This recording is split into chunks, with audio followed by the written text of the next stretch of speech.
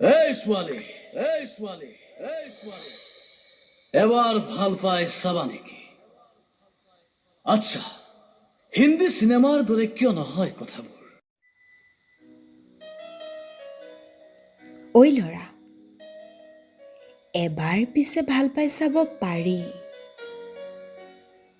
আচ্ছা, ভাল পাবলৈ হিন্দী চিনেমাৰ দৰে কিয় হ'ব লাগে কথাবোৰ?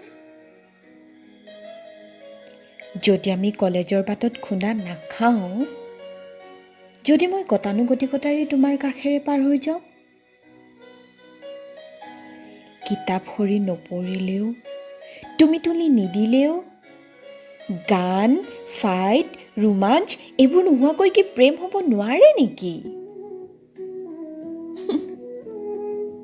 কি যে কোৱা? আৰে, হিন্দী চিনেমাৰ দৰে কিয় হ'ব লাগে কথাবোৰ?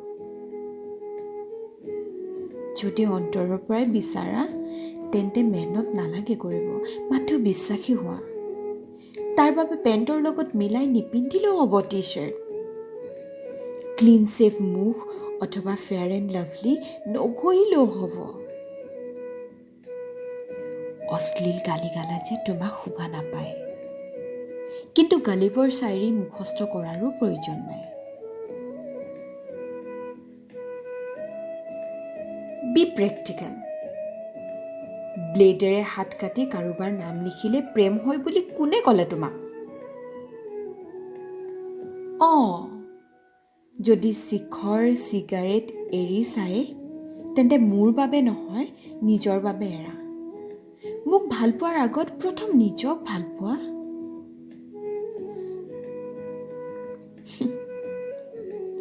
হিন্দী চিনেমাৰ দৰে নহ'লেওতো হ'ব পাৰে প্ৰেম। কোনে কয় তোমাৰ দৰে ল'ৰাৰ কাষত প্ৰেয়সী থকাটো পঞ্চতন্ত্ৰৰ সাধু বুলি? এই যে প্ৰেমক ৰণাংগন নাম দিছা, তাৰ বাবে ডাক্তৰ ইঞ্জিনিয়াৰ নহয়, তোমাৰ ভুল ধাৰণাহে প্ৰধান শত্ৰু। প্ৰেমটো নিজেই সভ্যতা,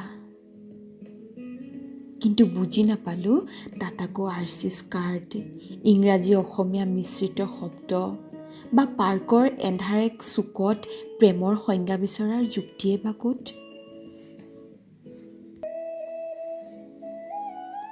সঁচা অৰ্থত প্ৰেম কৰিব পৰাকৈ তুমি এতিয়াও পৰিপক্ক হোৱাই নাই জানা? নহ'লেনো খন্তেকীয়া সুখৰ বাবে মদ খাই নিজৰ ভৱিষ্যত নষ্ট কৰা নে? এই ডেকা ল'ৰা, শুনা, তোমাকো ভাল পাব পাৰি, কিন্তু তাৰ বাবে মোক নালাগে জীৱনৰ সুকীয়া মজা।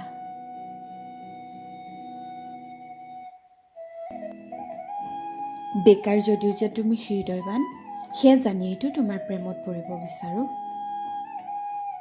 মোৰ কিবা জোচ উঠিলে বাৰ্থডে দিনা তুমি গিফ্ট কৰিম বুলি কোৱা পাণবজাৰত তোমাৰ সৈতে এসন্ধ্যা খোজ কাঢ়িম। তোমাৰ হৃদয়ৰ পাৰ্চত থাকি ৰোৱা মৰমেৰে কিছু কথাকে পাতিম।